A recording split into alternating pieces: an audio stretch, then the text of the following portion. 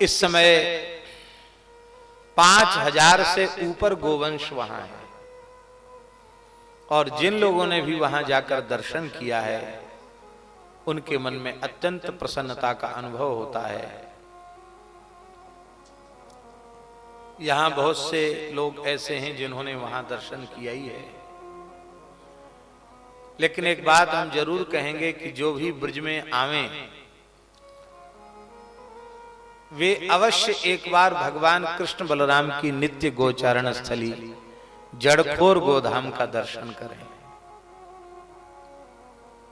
ऐसी अद्भुत शोभा है। बाबा तो पधारे हैं कई बार।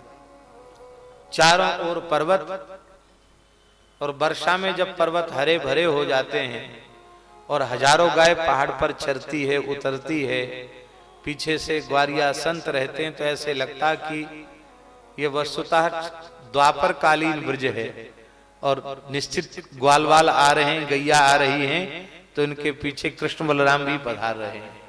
ऐसा भाव वहां जाकर जग जाता है। प्रत्येक व्यक्ति गो सेवक बने, गो उपासक बने। अभी आज ही हमको एक बात सुनने को मिली, बहुत अच्छी लगी। अभी मुंबई में पूज्य श्री मुरारी बापू जी की कथा, राम कथा चल रही थी। तो उस राम कथा में श्री मुरारी बापू जी ने कहा कि जैसे 8 दिसंबर की बात है, 8 दिसंबर को इस देश के माननीय प्रधानमंत्री जी ने 8 बजे रात को घोषणा की कि आज से ही रात को 12 बजे से 1000 और 500 के नोट अब प्रचलन में नहीं रहेंगे, बंद। पुराने नोट बंद कर दिए, नोटबंदी है, नोटबंदी कहते हैं उसको। और राष्ट्र के हित में एक बहुत अच्छा फैसला लिया। यद्यपि ईमानदार प्रधानमंत्री को जैसा सहयोग मिलना चाहिए था वैसा सहयोग ना तो सरकारी तंत्र का मिला और ना राजनीतिक दलों का मिला। राजनीतिक दल और सरकारी तंत्र इन दोनों का सहयोग मिलता तो शायद यह बहुत अच्छा कदम होता। अच्छा तो है ही है, अच्छा होगा भी, हम लोग आशावादी हैं। किंचित कष्ट का अनुभव करके भी राष्ट्र हित का कोई काम होता है तो बहुत अच्छा है। लेकिन जो बात हम कहना चाह रहे हैं वो ये है कि श्री मुरारी बापूजी ने कहा कि जैसे 8 दिसंबर को प्रधानमंत्री मोदी जी ने नोटबंदी का ऐलान कर दिया कि अब प्रचलन में 1500 के नोट नहीं रहेंगे। हम आशा करते हैं और प्रतीक्षा करते हैं कि कभी प्रधानमंत्री यह भी घोषणा करें कि बस आज रात्रि के 12 बजे के बाद अब भारतवर्ष में कहीं भी गाय का वध नहीं होगा।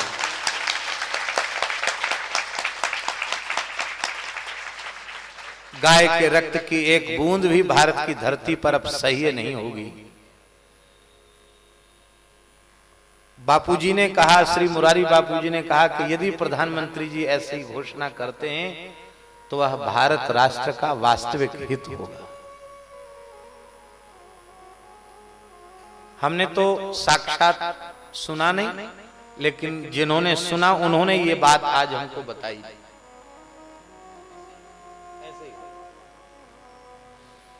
तो ये बात जब बताई तो हमको बड़ी प्रसन्नता हुई। देखिए,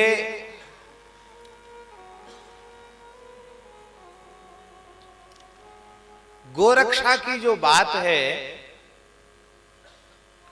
वो केवल एक संप्रदाय से, एक धर्म से, एक समूह से जुड़ी हुई बात नहीं है। गोरक्षा अपने अस्तित्व की रक्षा है। गोरक्षा जो है हमारे अपने अस्तित्व की रक्षा का नाम है गोरक्षा। मानव जाति यदि अपने अस्तित्व को इस धरती पर बहुत लंबे समय तक बनाए रखना चाहती है तो उसे गोवंश की सुरक्षा और गोवंश का संवर्धन, ये दोनों कार्य सुनिश्चित करने होंगे। गोवंश के संरक्षित हुए बिना और गोवंश के संवर्धित हुए बिना हम अपना अस्तित्व भी नहीं बचा सकते। अब पढ़े लिखे लोग बैठे हैं, समस्या तो सामने आ गई। आज संपूर्ण विश्व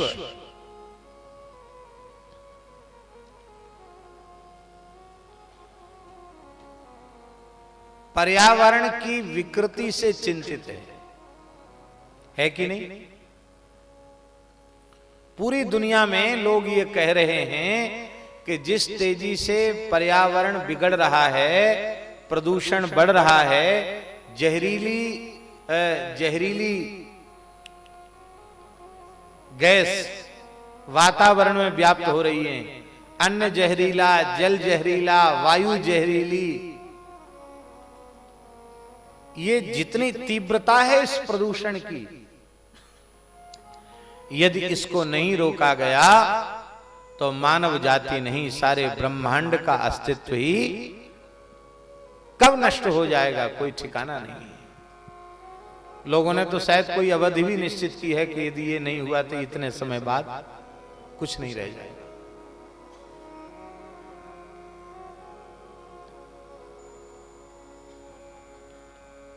पर्यावरण की विकृति है क्या? परमात्मा की बनाई हुई अतीव सुंदर, अतीव मनमोहक जो प्रकृति है, उस प्रकृति के वास्तविक स्वरूप का बिगड़ जाना, उसमें विकार पैदा हो जाना, इसी का नाम है पर्यावरण की विकृति।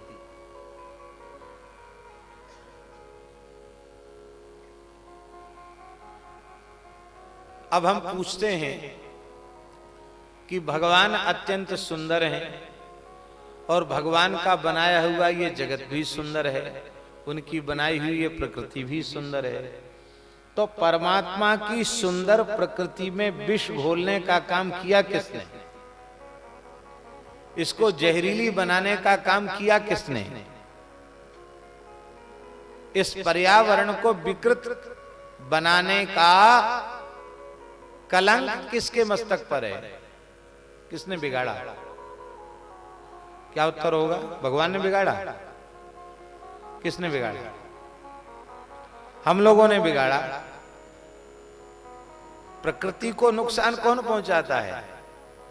पहाड़ों का खनन करके पहाड़ों को नष्ट करना, वृक्षों को काटना, वन्य जीवों की हिंसा करना,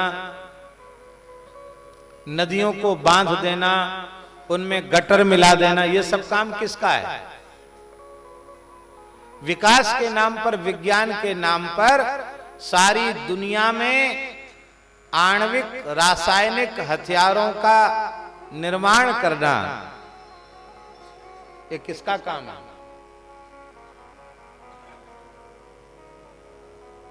महाराज जी, विज्ञान का लाभ और हानि, इस विषय पर यदि विचार किया जाए तो मनुष्य ने विज्ञान से लाभ कम उठाया, हानि अधिक उठाई। विकास के उपकरण कम बने, विनाश के उपकरण अधिक बने। सारा विश्व बारूद के ढेर पर बैठा है। इतने बम बन गए हैं, एक महात्मा कहते थे कि हर हर बम बम कभी न कभी तो होनी है। यही है हर हर बम बम, शंकर जी का प्रलय यही है। ये किया किसने? ये विकार किसने पैदा किया? तो इसका उत्तर है मनुष्य ने। तब फिर एक प्रश्न उठा कि जब प्रकृति परमात्मा की बनाई हुई इतनी सुंदर है, तो ईश्वरीय कृति में, रचना में, इस विश्व ब्रह्मांड की सर्वोत्कृष्ट यदि ईश्वर की कोई रचना है, सर्वश्रेष्ठ कोई रचना ईश्वर की है, तो उस रचना का नाम है मानव शरीर। कितना सुंदर है, कितने सांचे हैं भगवान के पास। भारतवर्ष में देखो, गुजराती आदमी का नाक नक्शा अलग दिख जाएगा, गुजराती है। बंगाली का अलग दिख जाएगा कि ये बंगाल का है। उड़ीसा वाले का अलग नाक नक्शा दिख जाएगा कि उड़ीसा का है। दक्षिण वालों का अलग दिख जाता है, और राजस्थान वालों का, मारवाड़ वालों का अलग बीत जाता। भले ही 100-200 साल बीत गए हो कलकत्ता में, लेकिन फिर भी उनका नाक नक्श देख के लगेगा भैया ये मारवाड़ी है। कितने सांचे हैं भगवान के यहाँ, और विदेश की धरती के सांचे अलग अलग हैं। अफ्रीकन लोगों का सांचा ही अलग है।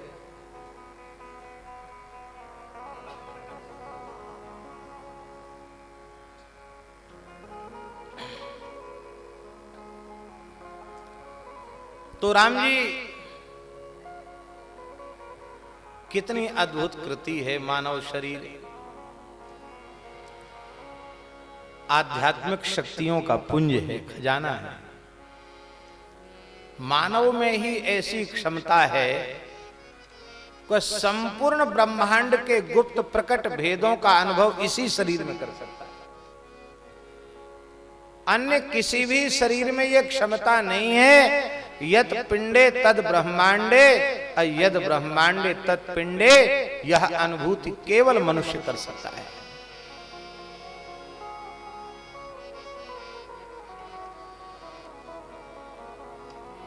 ये मानव शरीर इतनी सुंदर रचना है कि इसके रहस्य का कोई विचार करने लग जाए तो इसको बनाने वाला कहीं बाहर नहीं है, इसको बनाने वाला इसी के भीतर बैठा है।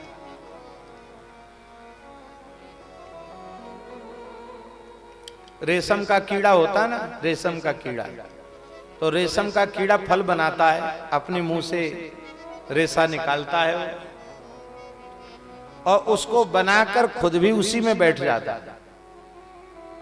उस कोशा को बना करके उसके भीतर खुद भी भीतर उसके रहता है। ऐसे ही इस पिंड ब्रह्मांड को बनाकर भगवान इसके बाहर नहीं, इसके भीतर ही बैठे। विचार करो, खोज करो, भीतर भगवान मिलेंगे। जिन गुदरी का किया विचारा, जिन गुदरी का किया विचारा, तिनको मिल गया सिरजनहारा, तिनको मिल गया सिरजनहारा, तिनको मिल गया सिरजनहारा, तिनको मिल गया सिरजनहारा। आदि पुरुष जब किया विचार, आदि पुरुष जब किया विचारा, 184 भागा जारा, 184 आरा, 5 तत्व ते गुदरी बीनी, 5 तत्व के गुदरी दीनी, 3 गुणन ते ठाड़ी दीनी, हाँ 3 गुणन ते थारी दीनी, तामे जीव ब्रह्म अरु माया, तामे जीव ब्रह्म करुमाया, समरथ ऐसा खेल बनाया,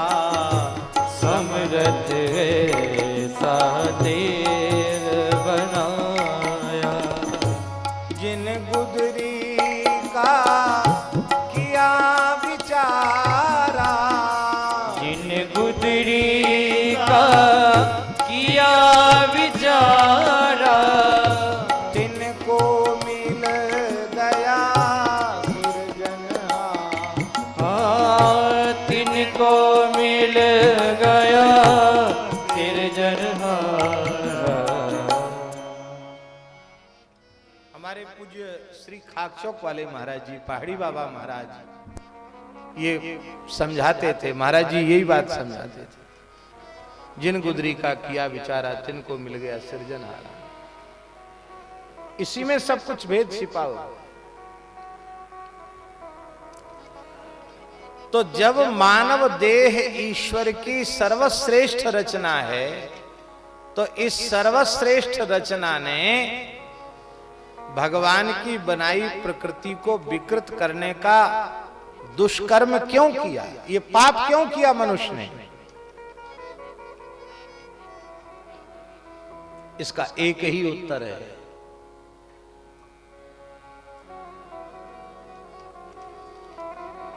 कोई व्यक्ति है, बहुत योग्य है, सुंदर है, पढ़ा लिखा है, गुणवान है, रूपवान है, और दिमाग में गर्मी चढ़ जाए, पागल हो जाए, तो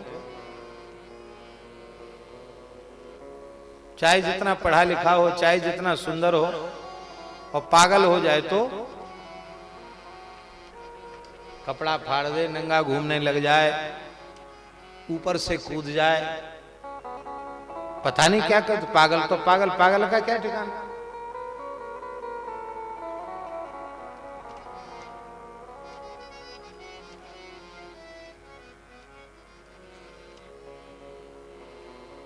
मनुष्य उसने भगवान की बनाई प्रकृति को विकृत इसलिए किया, उसका मन बिगड़ गया, उसकी बुद्धि बिगड़ गई, उसका अहंकार बिगड़ गया। आप लोग कहेंगे आपने समस्या तो सामने रख दी और समाधान नहीं रखा। भैया समाधान है गाय। पृथ्वी, जल, तेज, वायु और आकाश, ये जो 5 तत्व हैं, इन 5 तत्वों में व्याप्त विष का समन करने वाली यदि कोई है तो वह है भारतीय देशी गाय। गाय का गोबर, मूत्र, गव्य पदार्थ, ये प्रकृति में व्याप्त विष का समन करते,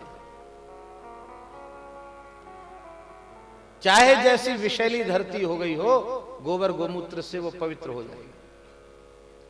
और अब तो ये रासायनिक आणविक जो हथियार वाले जो वैज्ञानिक हैं, उन्होंने ये सिद्ध कर दिया है कि भयंकर जब रासायनिक हथियारों का प्रयोग होगा तो उस समय देशी गाय के गोबर से कम 1-1.5 फीट गोबर की परिधि के भीतर जो गोबर के कोट में सुरक्षित होगा वो बच जाएगा, क्योंकि वो किरणें, उनका प्रभाव गोबर के ऊपर नहीं होगा और बाकी कोई बचेगा नहीं।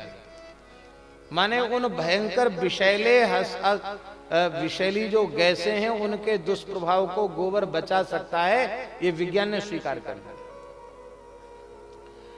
जल को ठीक कर सकता, धरती को ठीक कर सकता, वायुमंडल को शुद्ध कर सकता, आकाश को पवित्र कर सकता है, अग्नि तत्व को शुद्ध कर सकता है। सारे तत्वों का शोधन गाय करती है।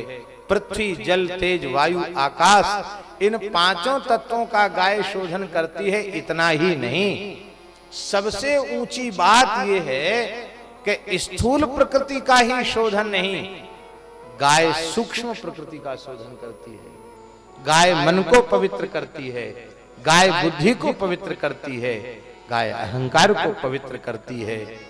तो ये जो सूक्ष्म प्रकृति है, भूमि रापो नलो वायु खम मनो बुद्धिरेव च अहंकार इतियम में भिन्ना प्रकृति अष्टधा।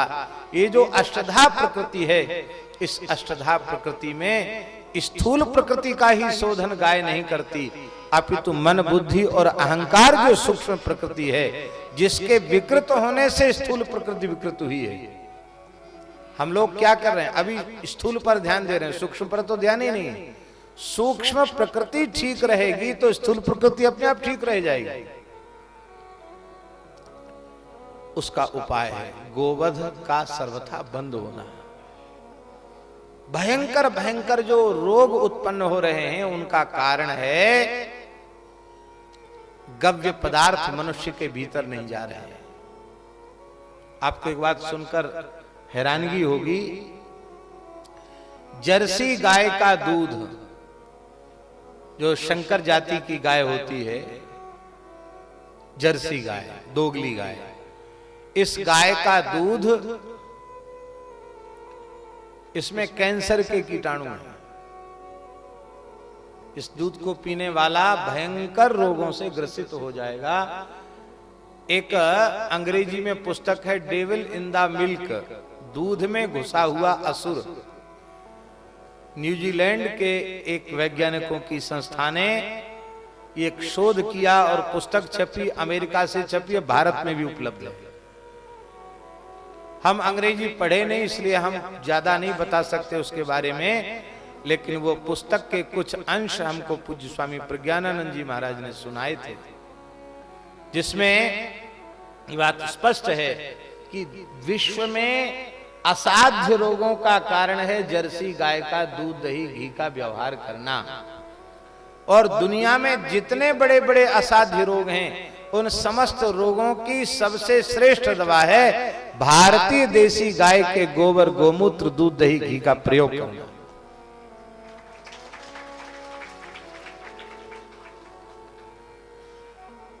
आज जब आ रहे थे हम एयरपोर्ट से, तो रास्ते में दीनबंधु दास जी ने शर्मा जी की बात बताई कि इन्होंने एक जानकारी दी, इनके पास लिखित रूप में है, आपके पास जानकारी लिखित रूप में इनके पास जानकारी है कि वैज्ञानिकों ने शोध किया है, वर्तमान में पूरी दुनिया में कैंसर बढ़ रहा है। उस कैंसर के अनेक कारणों में एक कारण यह भी है गोमांस खाना। मांस खाना ही कैंसर का कारण है, और मांस में भी गोमांस खाना वो कैंसर का कारक है। अब ये बातें जब प्रचारित होंगी तो अपने आप लोग सब खाना पीना छोड़ेंगे। इसलिए यदि हमें अपने अस्तित्व को बचाना है, पूरी दुनिया की विकृत प्रकृति को, पर्यावरण को बचाना है, तो उस सब की रक्षा के लिए हमें गाय की रक्षा करनी होगी। गाय की रक्षा होगी तो हमारे अपने अस्तित्व की रक्षा हो जाएगी, हमारी अपनी रक्षा हो जाएगी। और गाय की रक्षा नहीं होगी, गाय नहीं बचेगी, तो हम आप भी नहीं रहेंगे। आज दुख की बात यह है कि गाय दोनों ओर से उपेक्षित है। समाज से भी गाय उपेक्षित है।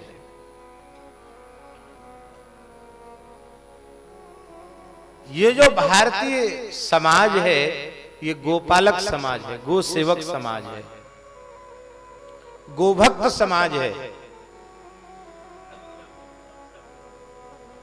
समाज ने गाय पालना बंद कर दिया। यहां जितने लोग बैठे हैं,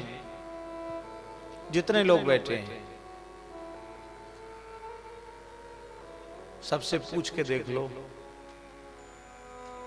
तो वे कहेंगे कि हमारे बाबा के जमाने में इतनी गैया थी, हमारे परबाबा के जमाने में इतनी गैया थी। ऐसा लोग कहेंगे कि नहीं कहेंगे? हम राजस्थान में अमुक गांव के हमारी इतनी गैया थी, हम बंगाल में अमुक गांव के हमारी इतनी गाय थी, सब कहेंगे। 3 पीढ़ी 4 पीढ़ी पहले तक हम सब गोपालक थे। अब हम गाय को हमने भुला दिया।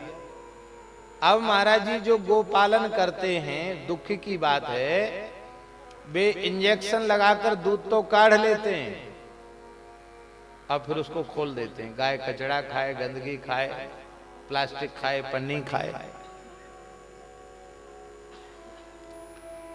तो हम आपसे पूछते हैं, ये भयंकर पाप है कि नहीं? ये भयंकर पाप है। हम लोगों ने गाय रखना छोड़ दिया, गाय पालना बंद कर दिया। हमें दूध के अयोग्य होने पर गाय को बधिक के हाथ बेचने लग गए।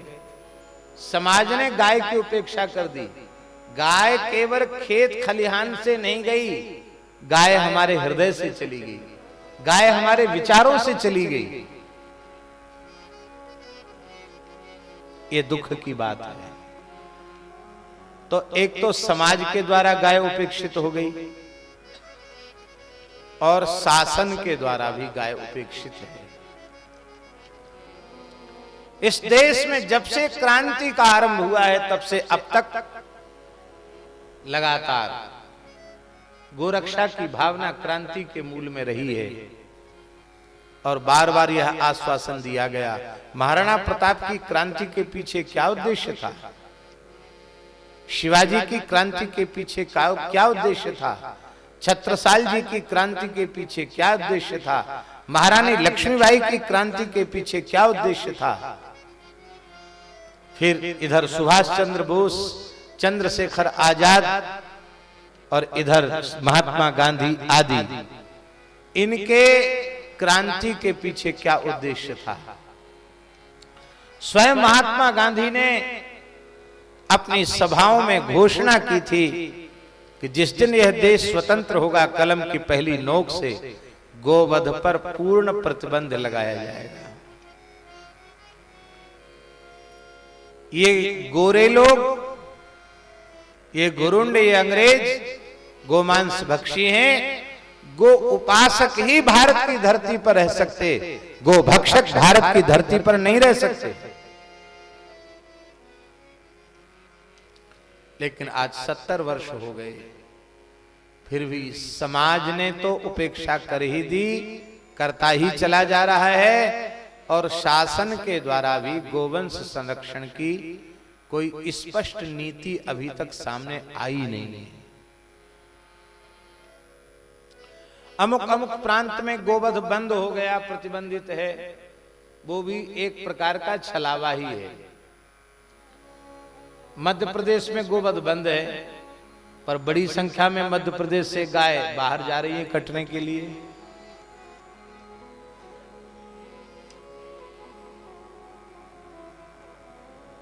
राजस्थान में बंद है, पर राजस्थान से भी गोवंश की तस्करी हो रही है। गुजरात में बंद है, पर गुजरात से भी गोवंश की तस्करी आज भी हो रही है।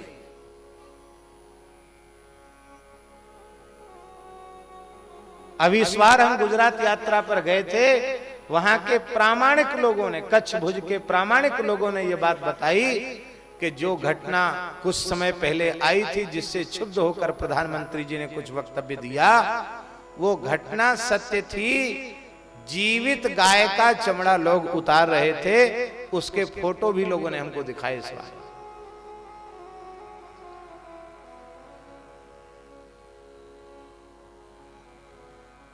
तो वहीं गाय काटी जा रही है, जीवित अवस्था में काटी जा रही है, पैर काट के अलग डाल दिए और गाय के जीवित अवस्था में चमड़ा उतारा जा रहा है। पहले पिटाई की गई गाय की, जिससे उसके शरीर में रक्त उतर आवे, चमड़ी मांस को छोड़ दे, और फिर गाय का चमड़ी उतारी जा रही है।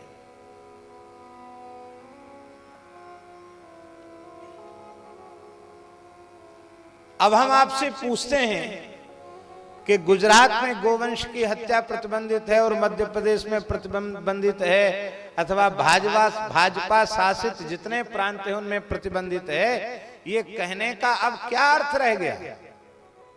जब वहीं जीवित गाय का चर्म उतारा जा रहा है और गोमांस वहां से एक्सपोर्ट हो रहा है, तो हम कैसे कहें? इसलिए जब तक संपूर्ण देश में, हिमालय से कन्याकुमारी तक, संपूर्ण भारतवर्ष में जब तक गोवंश का वध प्रतिबंधित नहीं होता, गोवंश संरक्षण संवर्धन की कोई केंद्रीय राष्ट्रीय योजना नहीं बनती, तब तक इसमें सफलता होना मुश्किल है। यहां बंगाल में हम लोग बैठे हैं, कलकत्ता बंगाल की राजधानी है, गोवध होता कि नहीं होता? बकरीद आदि के समय पर तो यहां हम आते हैं तो लोग कहते हैं, महाराज हम लोगों के सामने से गाय घसीट के ले जाते हैं।